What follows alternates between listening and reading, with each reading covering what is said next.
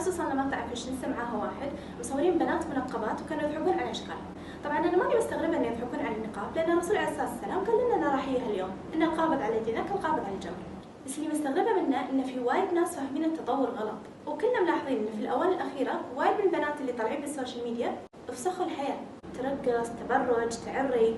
ترى التقدم والتحضر مو إني أترك عاداتي وتقاليدي وآخذ عادات وتقاليد الغرب، التحضر والتقدم بالعلم والتكنولوجيا، إني أطور من نفسي فيما لا يخالف الشرع.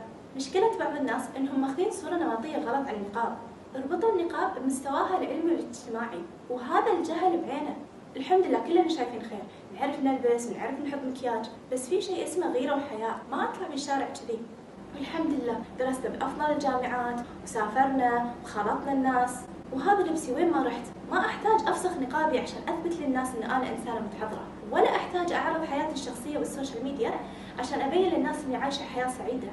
ترى الثقة بالنفس نعمة، وأنا واحدة أعتز بهويتي الإسلامية. I agree with you. We really do have to maintain our Islamic identity, and we have to be proud of our Islamic identity. I was born into a non-Muslim family. I grew up as a non-Muslim. I'm an American.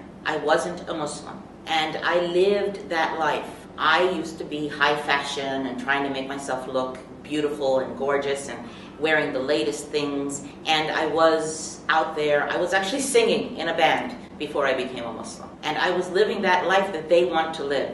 But Allah guided me, and I put on the hijab and I put on the niqab, and now I know the difference. I know what life was before and what my goals were before, and I know what my life is now, and I know that nothing is better than putting this on and wearing and being a Muslim. And I put on my hijab not because my mother, my father, my brothers, my cousins, my society told me to do this. I did it because Allah wants this from me. And to make fun of the religion of Allah, to make fun of the things that people do for the sake of Allah, is to make fun of Allah Himself, which is a horrendous thing. The stereotype exists out there that niqabis are uneducated, but that's not true. I am a niqabi and I am a PhD. The stereotype out there is that the niqabi doesn't work.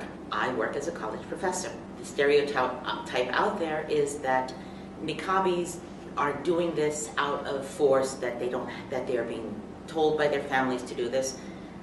Again, I am a niqabi and my family would actually try to force me to take it off, because they're not Muslims. Before I became a Muslim, I was with a group that was trying to destroy Islam. And what they were trying to do is not stop people from being Muslim and believing Allah. What we wanted to do was to take the women away from the practice of Islam, get them to take off their hijab, get them to stop doing things that show them to be Muslim and that are part of the practice of Islam, and make them feel that taking off the hijab is being modern and civilized, and putting on the hijab is something that's backwards, and the opposite is the truth. And even in America, women are wearing niqab. You wore niqab when you were in America. Yeah, and it's not just America, it's anywhere I go in the world, because my hijab is an act of worship. I wear my niqab to please the Creator, not the creation.